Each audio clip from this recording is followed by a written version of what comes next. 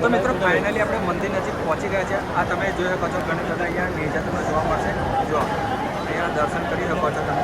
મંદિરના પરિસરમાં તમને કંઈક આવું એક જોવા મળશે. જો અહીંયા ઘણા બધા અહીંયા